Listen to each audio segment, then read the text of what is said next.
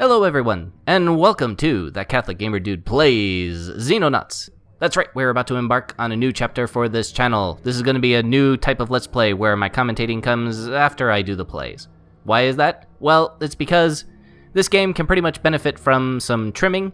It's a turn-based tactical game where the objective is to repel an alien invasion.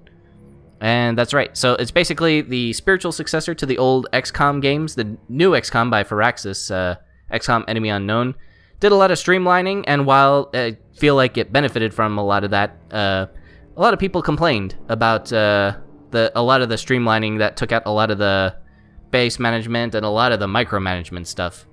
But honestly, I felt like they're two different kinds of interpretations of the same game, and they're both great in their own respects. But in this case, the reason why I chose this one is because this is the only one that will run on my laptop at 60 frames a second and allow me to do recording at the same time. So that's that.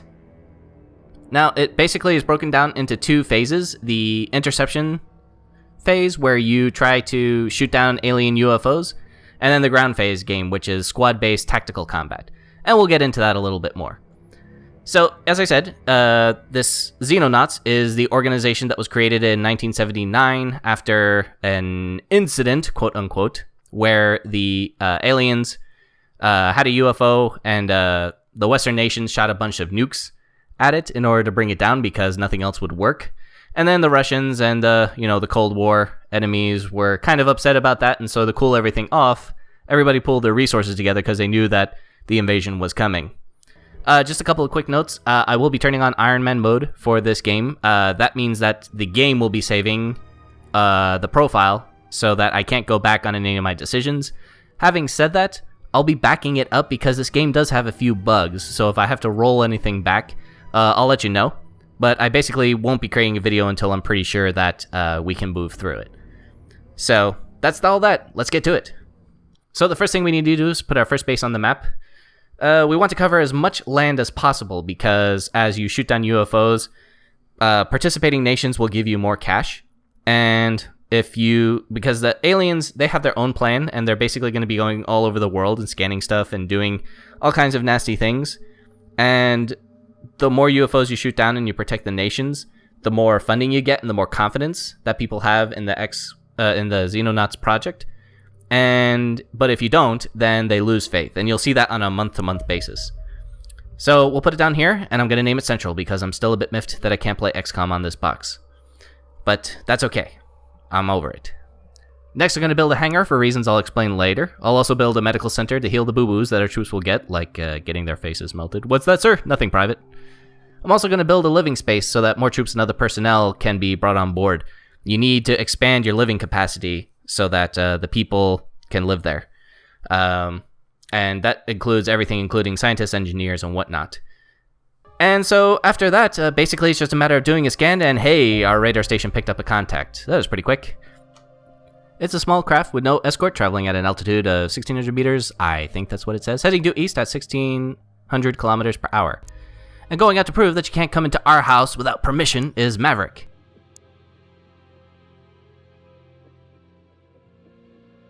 He's made contact with the bogey and he's ordered to tail it over land so that when we shoot it down, it will crash on the ground as opposed to in the sea. Because our first objective is to recover UFOs. Once the UFO is over land, he goes full Top Gun. Now, in the aerial combat screen, we can track Maverick's attack.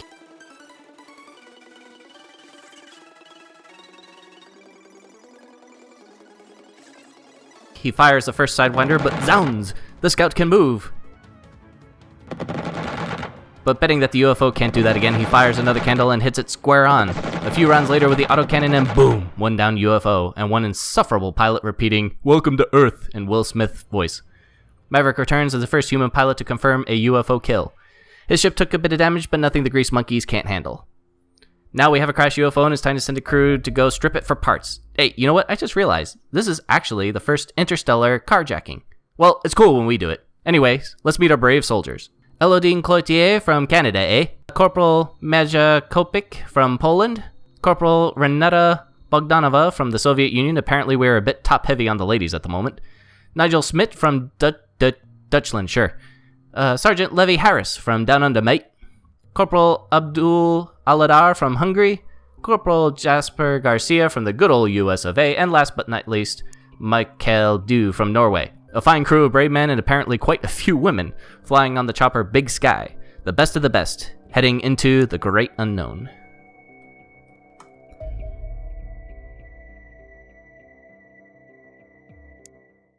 So the objective for our ground crew is to secure the UFO, and this can be done in one of two ways. Number 1, kill anything that isn't human. So straightforward enough. Number 2, kill all aliens in the UFO and hold it for 5 turns. Usually the former is the way we usually will get this done, but it always is an option. Now here would be a good time to pause and go over how turns work in the game. Each unit has a certain number of time units to perform actions. Moving, shooting, throwing a grenade, all of these things have an associated cost of time units. The more time units you have, the more you can do. Leftover time units can be used to fire at an enemy on their turn. After your turn, the enemy goes, and your time units refill except in certain circumstances, which we'll discuss later. Touching down, our crew quickly secures the landing zone and moves out.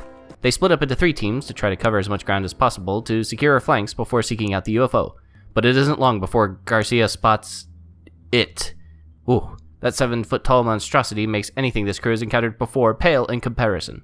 Garcia can't hit him though, so Smith moves up to support and takes a shot. The creature yelps in pain, and good news, it bleeds and can feel pain. We can kill it. Kolpik moves up to try to support with her sniper skills, but won't be able to shoot until next turn. Cloutier can't move with her short-range shotgun, so she throws a smoke in hopes of protecting her squad mates.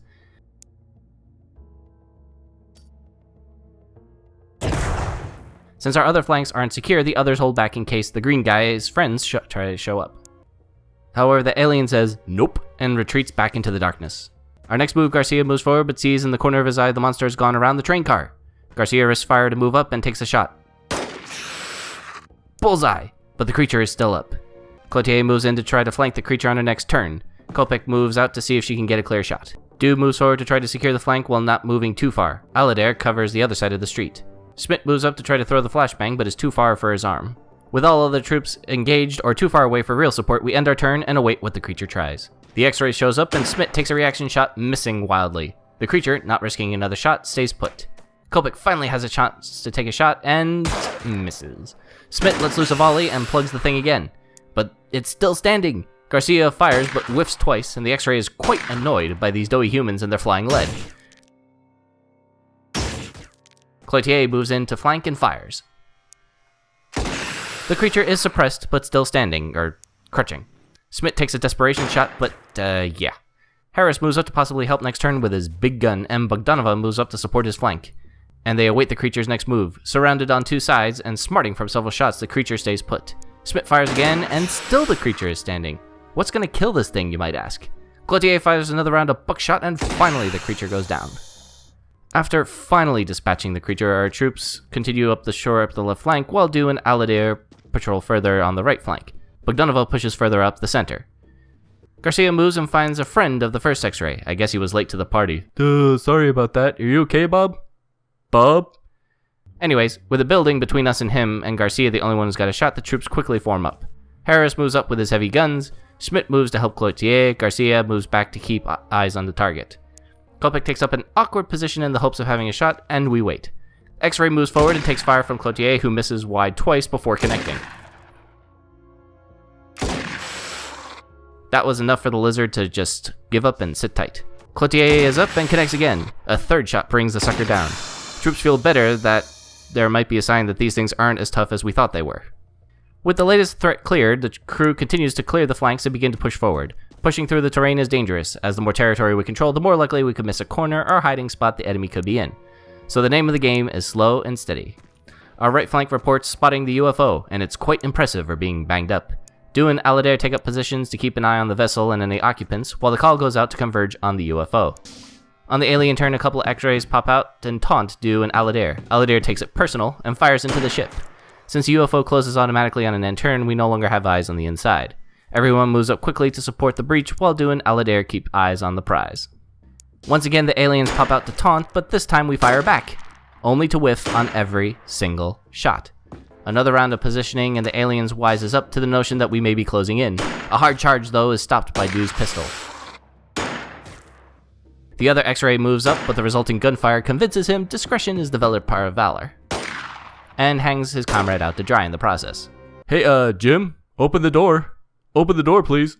Now we have all kinds of options to take this dude out. Culpic steps out into the line of fire. Whew! Undeterred, she returns the favor, but with the same result. The X-ray fires a few more shots, but to no avail. Really, the only reason Culpic is alive is because we all suck at aiming. Aladair fires and brings down the menace. One more down in the crew moves up through the building. The alien pops out and takes shots from multiple guns.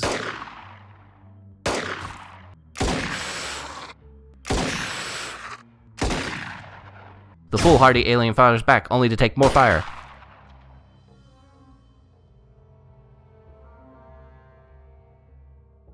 Harris opens the door and lets out a cry as he fires right at the terror. Get off our planet!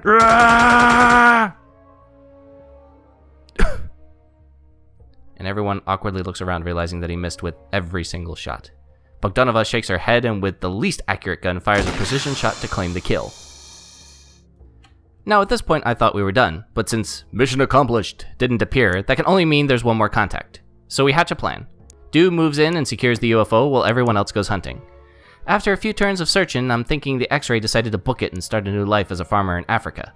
But in a corner of a window, we spot our last target. Schmidt chucks a flashbang to blind him while everyone else moves up. Next turn, we find we can't get sight on the jerk, so Cloutier moves in to find him. At point-blank range, she wings him but doesn't take him down. Schmidt moves in, thinking he's got a trophy, and fires, missing completely. This has left him quite vulnerable as he's out of time units to run away. Harris can't get the gun on him due to Schmidt being in the way, so Garcia moves up and pistols the X-ray. But he's still standing. Bogdanova, tired of male incompetence, moves up and fire from the hip, takes the X-ray down. Afterwards, Bogdanova just starts chiding them all together. Point gun at big grizzly bear. Pull trigger. Head come off. Is not rocket science. In any event, so ends Operation First Contact with the score us 5, them 0, and Bogdanova equals awesome. We got ourselves some alien loot for research, and no one got hurt or killed. An anomaly, I assure you. We bag ourselves some new items for the eggheads in the lab. Merry Christmas, Dr. Whiplash. And Big Sky heads on home. We detect another bogey, but more importantly, Dr. Whiplash of the Scientific Division completes his research of the threat, and the prognosis is quite grim. Around 3,000 ships detected, and any number of possible contacts are detected. Our only saving grace is that their ships seem to have trouble navigating in the atmosphere. But the road to victory is long, grueling, and we are way behind the 8-ball. That's all for today. Tune in next time to see if Schmidt recovers from the dressing down Bogdanova gives him on the way back.